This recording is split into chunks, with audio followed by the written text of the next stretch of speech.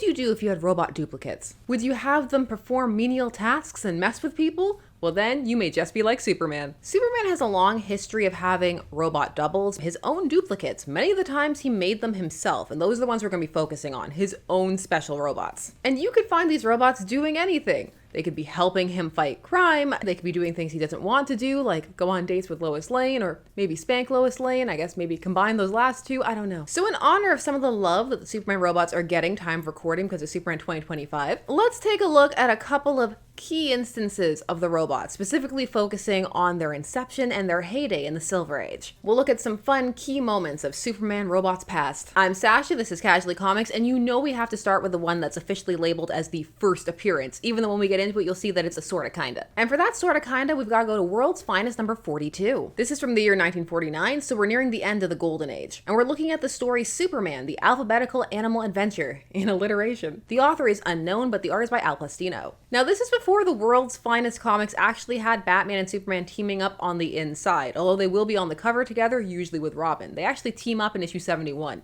Before that, they'll have solo adventures inside the same anthology magazine. And this issue also has some other curious titles that they piqued my interest, like Zatara, the Varmint and the Wizard, and Doc and Fatty, Knights of the Square Table. I like that it's just a staple going back to make fun of the table being round. Now, as for what's going on in the animal adventure, suddenly animals are just ascending into the sky. They're flying off, and Lois and Clark are on the case, or rather they're trying to report it. And the narration box has no time for any of this. And soon, a pathetic old widow has an incredible story to tell reporters Clark Kent and Lois Lane. Miss Grady, you say your cat suddenly left your arms and flew out the window? Yes, I'm all alone now. My cat was such a comfort to me in my fading years. At the Daily Planet, editor Perry White is not happy. Nope, we haven't found any clues to the flying animals. And you call yourselves reporters? Why, Clark, I'm talking to you. Sorry, I'm making a list of animals in the order of their disappearance. Notice the first letter of each word. The animals have been disappearing in alphabetical order. Young Perry White is mean. Also, that's some crack reporting there, Clark. G is for good job. That's the letter they were on. The last one that disappeared was a fox. Now, in the story, a giraffe disappears from the zoo next, and so Clark and Lois are on the case. They go to investigate. They're not detectives. Clearly, I want some kind of detective action. Now, when they get there, a horse starts being taken. So Clark changes into Superman and leaps on. Lois was already on the horse. So we don't need one of those Clark, where did Clark go moments. They're taken up to a flying saucer because it turns out that the animals are being abducted by aliens, specifically aliens from Uranus. We're going to pronounce it that way to avoid jokes, but I know you're making them in your head. These Uranians are collecting animals for their interplanetary zoo, and they already have some specimens that should be a little concerning. Like, look at the swamp dragon from Neptune. That means that there are dragons on Neptune. Superman, there's the missing alligator, the bear, Miss Grady's cat, and the others. Yes, we have been using this book as a guide, working in alphabetical order as we finish each page. They found a children's book. There's this humorous undercurrent to everything happening inside of this story. And it is pretty funny, just the idea of aliens coming and they need to take specimens, but they're taking them from a little kid's baby book. Now, Superman's objection to this is that the animals are being stolen. They're taking them from zoos, from people's houses, from movie sets. That's the real problem. He says he's gonna get them some wild animals and also some better animals than from a children's book. He's gonna get them animals they've never even heard of before, which is probably most of them. Apparently, that won't be stealing, and also they'll do an animal exchange. They'll get some Uranian animals. And you know Superman loves him some alien animals. He has his own interplanetary zoo in the fortress. I'm not sure if he has it at this point in the lore, but he will going forward, and we're gonna see it in a couple of future stories. Wait, I wanna watch you capture the animals so I can give Daily Planet readers the whole story. But Lois, I can't take you along. There may be danger. I'm going along. Now you listen to me. But... Behold, the male is of superior strength, yet the tiny female intimidates him. Strange are the ways of creatures on the planet Earth. For D, Superman gets them a dinosaur. He's going all out. And it's after he's done this, he goes to bring them the dinosaur, he learns about the special animals that the Uranians want. Our interplanetary zoo will require an Earthman. Woman.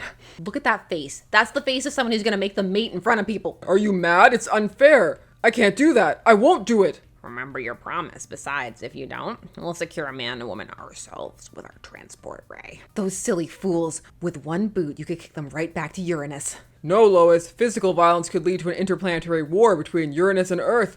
I made a promise and I'll keep it. Now, as this is going on, Lois starts to make a menace of herself. She's getting into trouble. She's trying to steal flowers. She's causing stampedes. She's observing stereotypical African rituals she's not supposed to. Lois, sometimes I think the only way to keep you out of trouble is to put you in a cage too. But Superman, I just had to get this flower. Now, at the end of the issue, it looks like he's snapped, and so he offers the aliens Lois. I'll live up to my promise. I said I would supply a woman for your zoo, and I will. What? Lois, for years you've been a nuisance, always getting into trouble, so I've had to rescue you. I'm tired of it, you hear? Tired. Now I'm going to get rid of you once and for all. Oh. I posted this panel, and some of you know the spelling of the O. It's not O, like O-O-O-H. It's O-H, so it's O. Oh. Uranians, here's your specimen. Lois Lane. Superman, you can't meet... No. No. A moment later, Lois is labeled and caged. Superman, help me. What's come over you?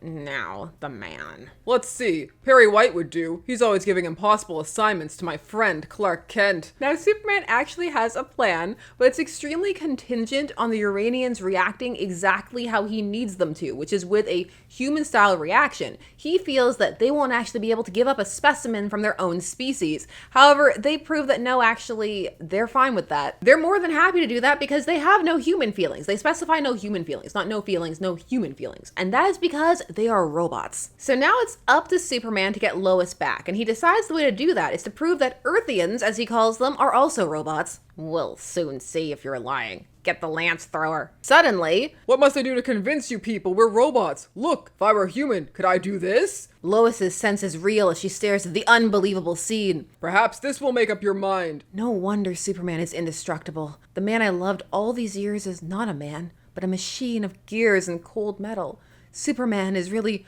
Robot Man. That makes me laugh because there is an actual Robot Man. I love the idea that Robot Man's secret identity would be Superman. It's like, my superhero secret identity is that of another superhero. Now, this makes the prospect of an Earthian man and woman boring for the Uranians, and so they just decide they're going to take the animals that he took for them already. Thank you very much. They already have robots at home. And so Lois is left to do something that's going to happen in a lot of these stories. Hurt a robot's feelings. Soon after, a saddened and disillusioned Lois Lane goes home again. Now I know why you never loved me, Superman. It's because you can't fall in love.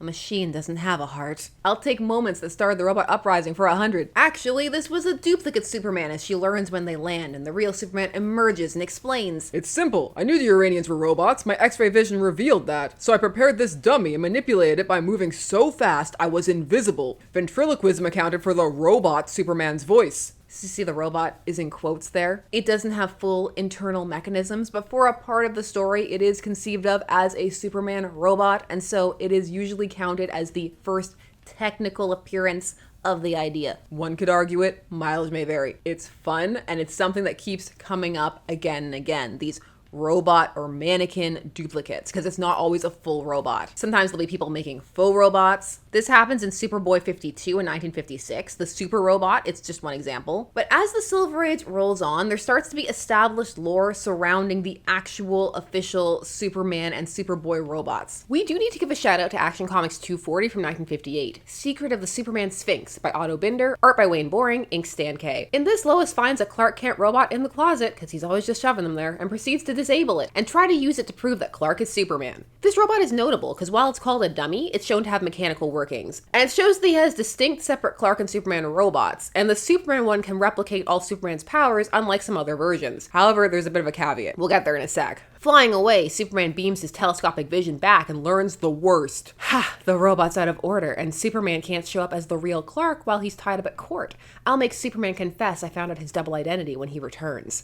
Yipes! Lois stumbled on my robot. Stop just putting them in closets, Clark. The thing about this story is that while they're described as robots, they're not autonomous. He controls them with his X-ray vision. He does make a Superman one so he can go back to work as Clark and stop Lois from outing his identity. Finally, to make a robot of me to fool Lois later. So super fun, but we're not quite to fully functional duplicates yet, but soon. One important issue for this is a Superboy issue, or rather a Superboy story. It's from Adventure Comics 251 from 1958, Superboy's Last Day. It's written by Otto Binder with art by George Papp. It starts off with the premise that Superboy is running out of space in his secret room that's attached to his main room at the Kents. He's got a whole closet back there full of super things. Those Superboy robots I constructed take up a lot of room, but I need them at times for special purposes. For instance, robot number 2 can be exploded in midair and vanish if I want to lead crooks on a wild goose chase. Number 3 has a super electronic brain for outwitting renegade scientists. Number 4 has radar eyes for flying through foggy darkness when my own vision is uncertain. Robot number 5 can pick up radio distress calls and perform rescues.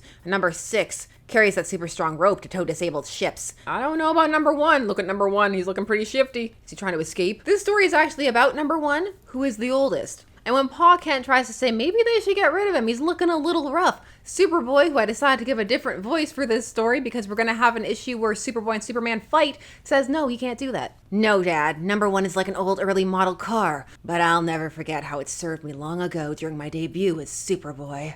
So we have a flashback, and in it we see that Jonathan Kent finds a piece of a hunk of kryptonite. At this point, he does not know that it can harm Superboy in any way. He just thinks that it's a cool piece of Superboy's history. He'll bring it home for him and surprise him with it. He puts it on his mineral shelf because Clark collects minerals. He has a mineral collection. However, this is kryptonite, and so when Clark gets home, he gets really sick, and nobody knows what's happening because he's invulnerable. And because he's so sick, he can't protect Smallville, and so enter robot number one, who is going to fill in for him. Take my place for Superboy jobs until I'm well, number one.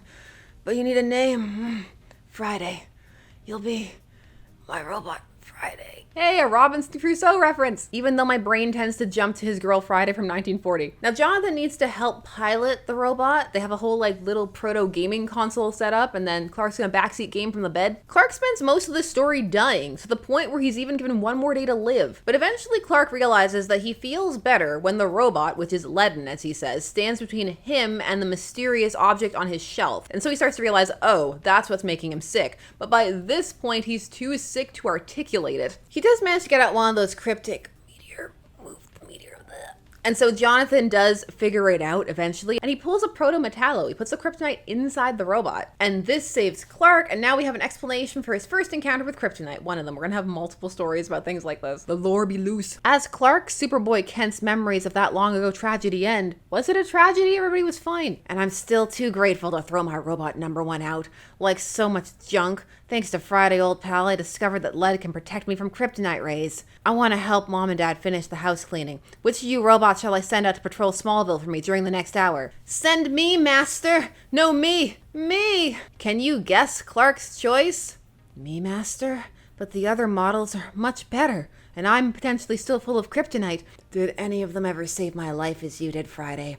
I'll shine you up, go out and have one last fling. One last fling? Is he decommissioning him? A number one run? He deserves it. Thanks to my first robot, my first contact with deadly kryptonite wasn't my last. So in this, you see that he's having the robots help out with Superboy activities, and he's helping his parents out, which is kind of nice. But the way he treats the robots still is not great. He treats them very much like objects, even though they seem to have a little bit of sentience, and that's only going to increase. However, as Clark ages, it seems he realizes that there's a lot of value to be had in also having the robots pretend to be Clark. It depends what he's in the mood for. Enter Action Comics 282 from 1961, and the story Superman's Toughest Day, written by Bill Finger with art by Al Plastino, who also drew World's Finest 42, but you'll note has changed his style up a tiny bit, but not too much. This story opens up with a question. Have you ever wondered what it's like to be Superman? Have you ever wondered what Superman does with his time? I do actually wonder these things, so let's learn about Superman's Toughest Day, circa 1961. In this story, Clark is taking the day off, and when Perry asks him what's he gonna do, he says things. Just things.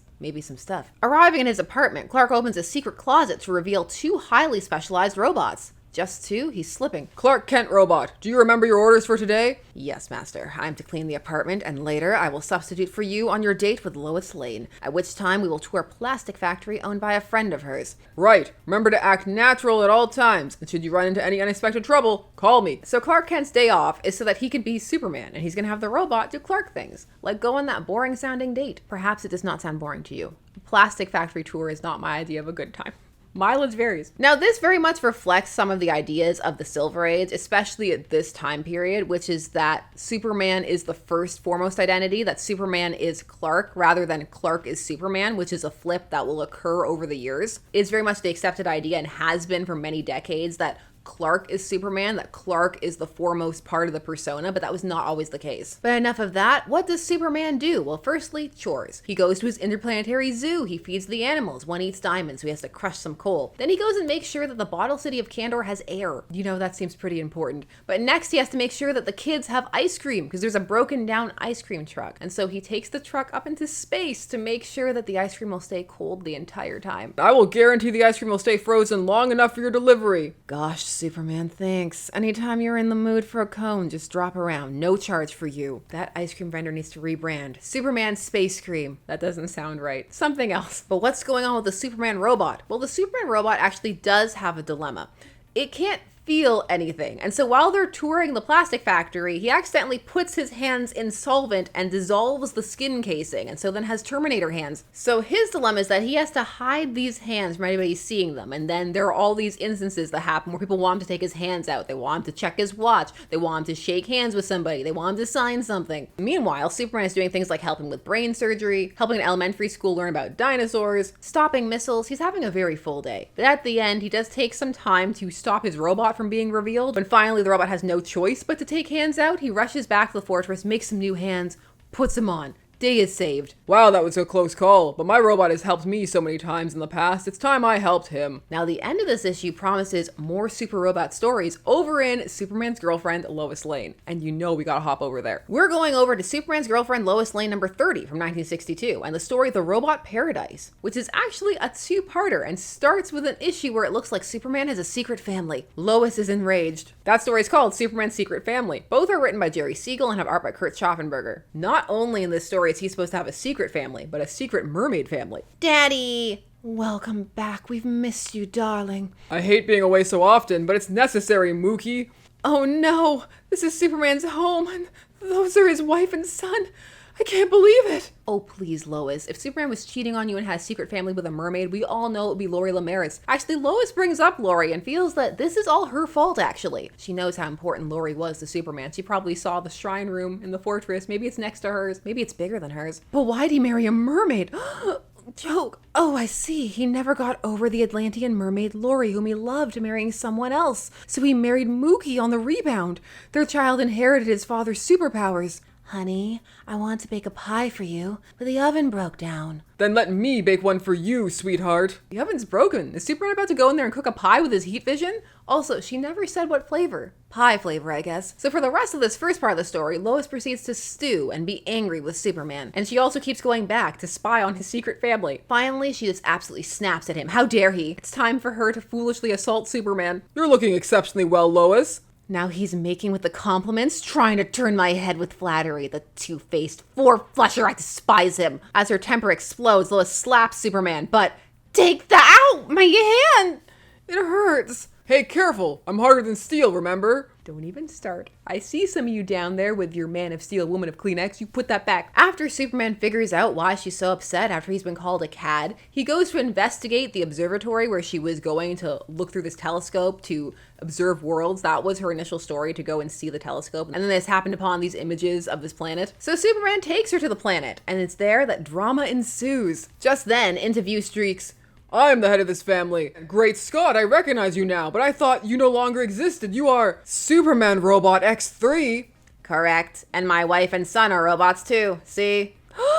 How can this be possible? So the next part, The Robot Paradise, is explaining just how is this possible. Now, Superman thought that X3 was dead, but before we get to that, we have a whole training montage of how he created the robots and how he trained them and what they're supposed to do. So we see that he created 4 atom-powered robots, and he's trained them to use their powers, like things how to fake kryptonite poisoning because they can't be hurt by kryptonite, but they have other weaknesses. You know, if this was Batman making these robots, he totally would have programmed the kryptonite weakness in. He teaches the robots how to swap identities, implying he will still, of course, use them to do his Clark chores. And while they're not vulnerable to kryptonite, they are vulnerable to things like magnets and electrical currents. He also has a warning system so they know when another is on duty so they don't show up in the same place. And he also trains Krypto to work with them. Lois is like, cool story, bro, but what about X3? Well, it's really a fun red kryptonite story. One day, Superman finds a statue that's covered in lead, and so he's in the fortress, uncovering it, chipping away, and discovers that it's made of pure red kryptonite. Swiftly, I alerted my robots. Attention, Superman robots. At any moment, this red kryptonite, which cannot affect you, may do something weird to me.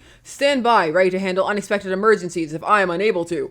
Next instant, our master has vanished. Oh, I'm invisible. My hands pass through solid objects. Oh, there's a moan there. That's why I did that. That red kryptonite has transformed me into a phantom. It's just as though I was projected into the phantom zone. Brother robots, the emergency monitoring machine just flashed a signal. Brother Robots, he's gone, rise up. Now, while he's invisible, there's this problem with an astronaut. He's in space trying to get back to Earth. X3 goes up to help, but he gets smacked by a meteor. If the original robot X3 perished Superman, what is he doing here with a robot family? I don't know. I'll explain. This part of the story actually goes pretty hard. There are these panels of X3 drifting broken in space before crashing on a planet when he's pulled into the gravity well that are pretty arresting. Mookie also has her own tragic backstory, which makes me wish that her name was slightly less silly than Mookie. Meanwhile, on the planet Varroa, another tragedy was occurring. Once it had been a water world, but now little water remained, and its last survivor, mermaid scientist Mookie, faced death. Must find water. Mookie does not find water, but the planet where X3 crashed. And using the last of her breath and expertise, she decides she's going to repair this robot. Just one last good thing. Her scientific genius repaired me. Thank you, Mookie. Like Mermaid Lori of Atlantis, she communicates by sending mental messages. I'm dying, friend. Sorry I could not completely fix your atomic-powered body without the necessary parts. You will not be able to fly all the way back to Earth, so don't anybody dare write into the letters column asking why he didn't do that. She died in my arms. I buried her with heavy heart. I will always be grateful to Mookie, but now I'm alone on this world, far from my master Superman. Alone, alone, alone. I added that last alone. It just seems like the kind of cycling thought that would lead one to spiral. It's also very fascinating to me, Silver Age DC's insistence that mermaids would be telepathic. One can follow the logic. It would make communicating underwater easier, but it's just a nice bit of the lore that they have there. But enough about all that. It turns out that Lois was right. This is entirely about Lori. Superman's Lori obsession has transferred down to his robots. He really never got over her. How does Renal feel about this when Superman comes to visit? Can he sense it? Is it coming off of him? Renal is the man that Lori married instead. To escape the blight of loneliness, I built a robot who looked exactly like Mookie, and I gave her the same name. My Superman master loved a mermaid from Atlantis named Lori. Robot Mookie, who reminds me of Lori, shall be my wife. Then I constructed a small robot to make the family complete. What shall we name our son? I like the name Nipper. Nipper, it shall be. Haha. This is the first time a child ever named itself. X3 is really excited to live out this life. There's no deception. Everybody knows that they're a robot and everybody decides what their roles are going to be. They're all super into it. I'll build a lovely home and equip it with safeguards against interplanetary menaces. We'll live just like human beings do. I'll patrol nearby worlds and do good deeds just like my former master, Superman. And I'll portray a loyal, loving wife. And I, a super son. Whee! There's actually some really interesting work being done here with the robots. They don't dwell on it, but there's a lot to play with. The idea that these robots are seeking out their own existence, their own meaning, their own lives. It also raises some questions about Superman if one thinks about it, because X3's goal isn't to get back to Earth. He wants to do his own thing. He's not trying to repair his atomic engines or anything like that. He wants to be free. You note in those earlier panels, he says, my former master Superman, free at last. He's opted to build his own life as an independent being, but he's taken the things from Superman that he finds valuable, which is helping people. He's also terrified that now that Superman has found them, he's going to shut them down. Now that you have come, Master, you will either dismantle us because I am imperfect or completely repair my atomic mechanism and return me to Earth. No, X3. Nothing could induce me to spoil this splendid make-believe family of yours. I'm going to leave with Lois now. I'll always fondly remember you and Mookie and Nipper. Thank you, Superman. We'll never forget your kindness in letting us live. Visit us again soon. Make-believe family with the quotes. Superman doesn't feel that they're actual people confirmed. There is just a little bit of salt there. If Lois hadn't been there, would he just have destroyed that whole family? The answer is no, but that scene's just kind of giving a little bit of that energy. You could recontextualize this very darkly, but we'll wait to the Bronze Age to do that. We're getting there, don't worry. DC's gonna do it for us. Also, the way he says, I'll always remember them fondly, he's not coming to visit. And X3, you probably really don't want that. After Superman flies Lois back to Earth and the globe, please forgive me for doubting you, Superman, and I'm so glad you allowed X3 and his family to continue living in their robot paradise. I'm happy we're friends again, Lois. This comic is called Superman's Girlfriend Lois Lane, not Superman's Friend Lois Lane. Gosh, Superman's not only the mightiest man in the universe, but he can be very gentle and understanding. What a wonderful husband he'd make. In a way, I almost envy Robot Mookie, but who knows? Maybe someday. I envy Mookie. Robot Superman made her pie. Now, not all the stories featuring the robots have them functioning so independently or have them so foregrounded. They can sometimes just be plot devices.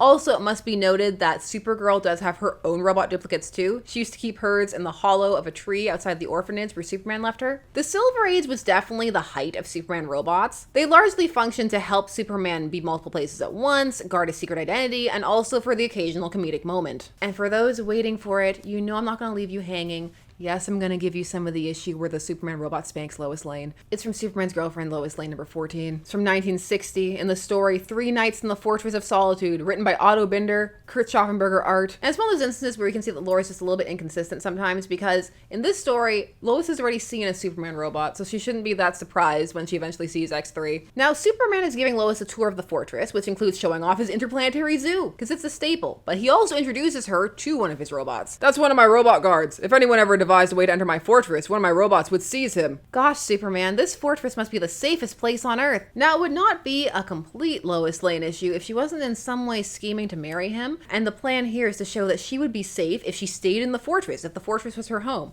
So she purposely exposes herself to a ray that causes things to disintegrate in sunlight, so she can't leave for 72 hours. When Superman leaves, "You can eat and sleep in this exhibit, Lois. I have to patrol Metropolis now. Make yourself at home."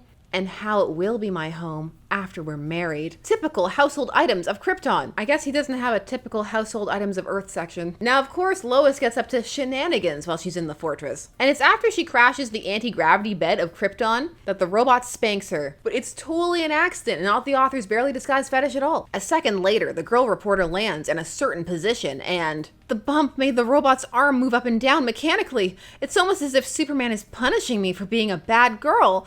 Ow! Can I do a read of that? That doesn't sound so... Let me try. Let's try and make this PG. The bump made the robot's arm move up and down mechanically. It's almost as if Superman is punishing me for being a bad girl. Ow! I can't do it.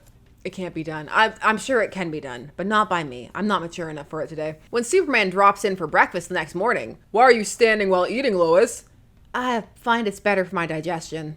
I couldn't sit down all night after what the robot did to me. Guys, there's a code. There's a comics code that we're supposed to be adhering to. Not sneaking as much things through the cracks and underneath as possible. All the subversions. I mean, this is entirely innocent and there's nothing to see here. Nothing. Wholesome for the children. One of the more memorable parts to me is how chill Lois always is with the Lois Lane shrine that Superman has in the fortress. She just borrows a coat off of one of her mannequins when she gets cold. But guess what? There are layers here. Of course this was Superman messing with Lois and causing her to get into trouble inside the fortress. He's the one who made the Kryptonian bed fly over to the robot. And he's the one who did the spanking. My X-ray impulses are guiding the robot so that she gets a well-deserved spanking. I'll see that the fortress proves to be the last home in the world she would want. This is an abuse of power, Clark. Also, I don't think she minded all that much. We're gonna skip forward a bit to when we're starting to phase the robots out. They do come to a bit of a sadder end as they start to be viewed in a more serious contemplative light as the Silver Age transitions to the Bronze. You have instances like in World's Finest 202 from 1971 and the story Vengeance of the Tomb Thing by Denis O'Neill. Art by Dick Dillon, inks Joe Giella. This shows that Superman is planning to retire his robots because they're not working right anymore because of pollution. Just as I feared, my robots don't work anymore. Years ago, when I was Superboy, I built my first ones. I experimented, perfected them, and until recently, they've served me flawlessly. But lately, they've malfunctioned repeatedly, and there seems to be nothing I can do to repair them. I can only guess why, and it's a grim guess. The delicate robot machinery is attuned to the planet itself, and the planet has changed since I constructed them. It's become polluted, overpopulated, full of man-made radiation. Too bad.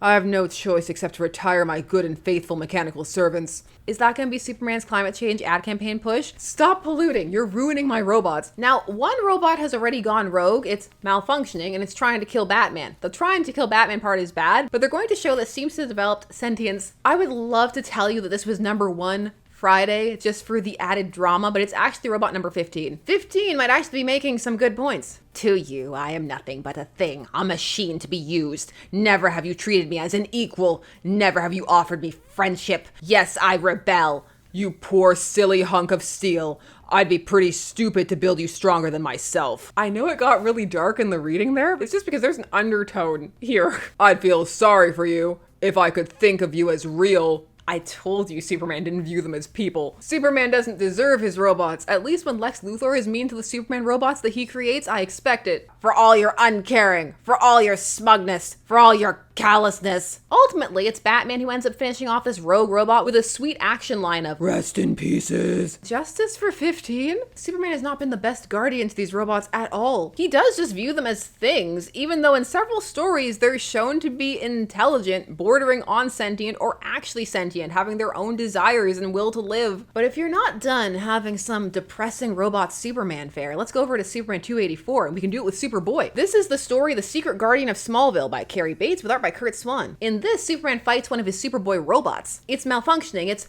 gone rogue, it's protecting Smallville all by itself. This is also the issue that has this panel that, out of context and also in context, looks like Pete Ross is fantasizing about Superman. Yeah, I can just picture Clark now, in a secluded spot, ripping open his shirt as he gets ready to tackle another job as Superman.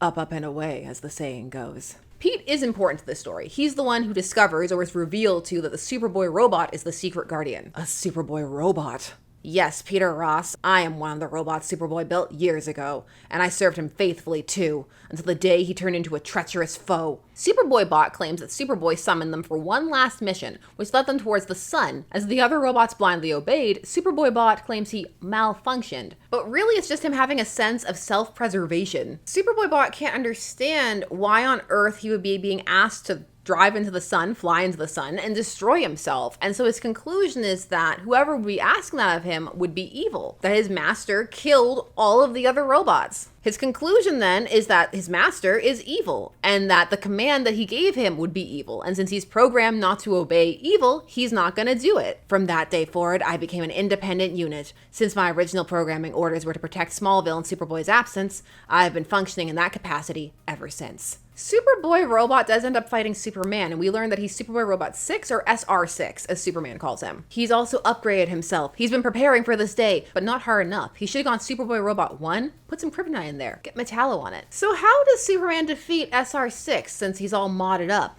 Well, by deceit, of course. It's gonna be a logic conundrum. Superboy is about to be arrested for causing a disturbance, but he says no, and he swats the handcuffs out of the cop's hand. And the cop, who is elderly, has a fatal heart attack. It's too much disrespect. Respect your elders. I am responsible for his death. A being who caused the death of another is evil. Therefore, I am evil. Now this is 1975, so we're in the Bronze Age, but the moment we're about to have, it's a bit of a Silver Age throwback. You'll still have some of those, because the old man who died, Superman in disguise. And as he takes off his disguise, triumphant, he watches SR6 throw himself into the sun. So Clark did order their destruction. And the reason was because he was aging, and they were Superboy robots, making them obsolete. Dark. Justice for SR6. You do get a more optimistic story in Action Comics 473 from 1977, kinda. You get an editor's note saying that he got one of his robots to work again to guard the fortress, but this is as Faora is karate chopping its head off. Another story we should note is from Superman Family 195. It's from 1979, and it takes place in the Mr. and Mrs. Superman story, and it's Lois Lane's Super Risk. It's by Carrie Bates with art by Kurt Schaffenberger, and inks we have Dan Adkins. Now, the Mr. and Mrs. Superman stories took place on Earth 2, and in those, Clark and Lois were married and she knew everything. The Earth 2 Earth was said to house the adventures of the Golden Age, where most of the things happened the same way, but not all. Now, when Lois is saved by an imposter Superman, her and Clark try and figure out who it would be. And Lois eventually decides that maybe it's one of the Superman robots that he's been messing with. One of my robots? You know, the ones you've been experimenting with. Obviously, something has caused this one to malfunction, making it perform independently behind your back. Lois is on board with the way that Superman treats his robots. It actually gets pretty intense when Lois realizes that the Clark she's with, that's the robot. What about the first time I tried to kiss you 2 hours ago in our own kitchen? Am I suddenly not your type anymore? Or are you afraid to let me kiss your lips? Plastic lips that don't feel like the real thing. You are the imposter. You are the malfunctioning robot. Lois, you can't be serious. Look, up in the sky. Look, up in the sky, it's me. Now, she's able to deactivate the robot because she knows the secret cutoff switch. Clark told her where it was. And this story kind of presents the idea that on Earth 2, Superman didn't really get to mess around with robots because he's an adult now and he's just starting to experiment with them, which does kind of line up with that first World's Finest issue where it was more of a mannequin type deal. It doesn't have to, but it can make sense to put those two together. Now, Post-Crisis is going to have a different take on the robots when it deigns to use them, which is not very often. You're gonna have a couple of things. You're gonna have the return of evil robot doubles created by his enemies, separate, more robotic type entities like Kellex, who debuts in Man of Steel 1 and is a robotic assistant to the House of L. While Kellex 1 is destroyed with Krypton, Kellex 2 aids Clark, again post-crisis. We've had later canons. But you don't have doubles quite as much the same way as one did pre-crisis. And when they do happen, they stand out, and there's often the idea of this is a bad idea, we shouldn't do this. You see that with the one he builds in Adventures of Superman 439 by John Byrne and Jerry Ordway, John Beatty on inks, and the story is Tin Soldiers. It's from 1988. In this, we follow the story mostly from the robot's perspective. We start off seeing Superman trying to save people, he gets hurt, and then all of a sudden, he's got a handoff, and it's robotic. I've been turned into a robot. No! For some reason, in this story, Superman decided to give the robot his memories. Is that better or worse than when he let them know that they were robots and just treated them like things? Now, Clark shows up and sees that his robot is there and is completely sus about not being Superman. As I just got finished telling Lois and the others, I don't really know Clark. I seem to have some kind of memory loss. Maybe it was an exposure to kryptonite. No, it couldn't have been. I mean, kryptonite's never had that effect on you before. And you'd know, wouldn't you, Kent? You'd know more about Superman than anyone but Superman himself. Lois, please don't start in on that right now. This isn't the Silver Age. Jimmy's in trouble. That is the Silver Age. Because this robot was built with the specific purpose of answering Jimmy Olsen's signal watch. Jimmy's getting his own dedicated robot because he gets into that much trouble. However, the robot gets destroyed by a tank, and Superman decides that that's it. No more Superman robots. It's not worth it. It didn't work. But how did you build the thing, Superman? You've never demonstrated such skills in the past. Let's just say it got built, Lois, and suffice it to say that there won't be any more despite its valiant efforts to save Jimmy and Kat. The robot failed, and that failure might have cost them their lives. I guess there's really only room for one Superman after all. Tell that to Reign of the Supermen. So what you'll see in this era of Superman is him having lots of robots get deactivated or decide more than once that never again. It is a malfunctioning Superman robot that kills Omen and Donna Troy over in Graduation Day. Before this, Superman had been keeping one around to play with Krypto. That one was named Ned. But in Action Comics 837 in 2006, we learned that in the early and mid-aughts violence, he decided to dismantle him for good. And you see that this is a good thing to do because Lex had managed to get one from the ruins of the fortress and was playing with it. When his enemies get his hands on them, it's not great. Nowadays, the robots seem to be seen more as a vestige of a bygone era, largely associated with their heyday in the Silver Age. They're much more of a cameo passing through thing than they used to be. Grant Morrison showcased them in All-Star Superman, which was originally printed through 2006-2008. They were also more mechanical looking, less like exact duplicates. But they may be getting more utilized time of recording because the Silver Age is a bit more in vogue, and also because of things like Superman 2025.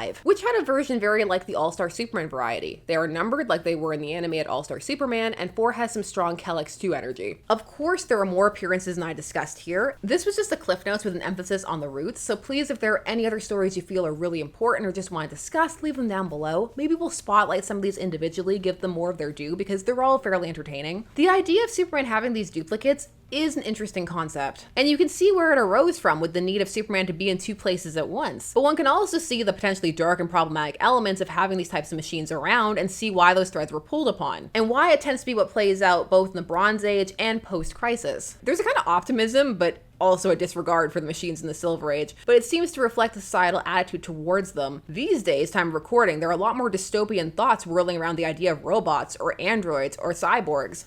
So it's not surprising that it's not always presented in the most favorable light. These types of stories can at times be a bit of a base test where society is at with certain technological ideas. Or they can just be used to see what types of stories or tropes are popular. What people want to see and the societal thoughts can shift over time. What do you think? Are you ready for friendly Superman robots again? Does Superman need robot doubles, or are they just a thing of the past? What are some of your favorite Superman robot moments? Please share down below. While you're down there, please do all the YouTube things. Like, comment, subscribe, hit the bell notification so that you never miss a vid. We've spent a long time talking about robots. Day spent discussing comics with me. I always appreciate it, and I will see you again soon. Bye-bye.